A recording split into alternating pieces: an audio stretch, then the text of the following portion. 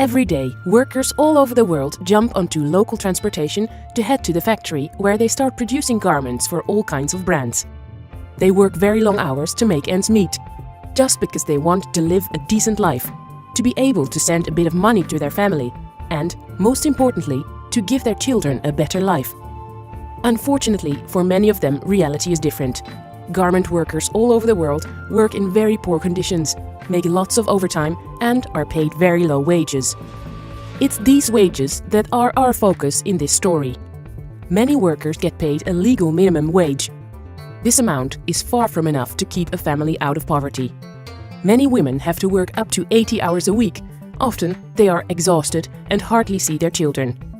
That is why we say that if you want a decent life, you need a living wage. A wage you can actually live from. And it's not just something we think everyone needs. A living wage is a human right for all people all over the world. If we all want decent working conditions where people are getting a living wage, why is this not the case? Why don't governments and employers help out these workers? This is because of a few reasons. People who try to join a union that can negotiate a better wage often get fired, intimidated, and sometimes even jailed. Governments could set a living wage, but they don't do this because they are afraid that companies will go to another country where wages are lower. Brands are very powerful. They are the ones who profit mostly from this situation. They buy their clothes very cheap from factories in Asia and sell it for a lot of money in Europe and the US. They promise good working conditions, but actually earn a lot of money because of the low wages. This is why it is very difficult to get a national living wage in each country in Asia. We need one single international wage. This would make sure that brands face the same demands everywhere in Asia. But how do you calculate a wage that takes into account all the different currencies and different costs of living? After all, a kilo of rice, tomatoes, or pineapple has a different price in every country. The solution is what we call the Asian floor wage. The Asia floor wage is different in each country, but it will provide all garment workers in Asia an income to buy the same basic needs. So how do you calculate the Asian floor wage? I will show you step by step. Step 1. Let's take the average worker as our example case. The first step is to think about what you should actually be able to buy from a living wage. We begin with the most important: food. What all food items have in common is that they can be measured in calories. Every worker needs 3,000 calories per day. She should be able to buy healthy food from a local store or market and prepare it at home. Second, besides eating healthy, she also needs other things. She lives in a house, she needs clothes, she needs money for transport, and she wants to be able to see a doctor when she's ill. A living wage should also cover these costs. She spends about the same amount on these other basic needs as on food. Third, a living wage should also support a family. Minimum wage often does not. A wage should cover 2 adults and 2 children. In our calculation of a living wage, each person is like a consumption unit.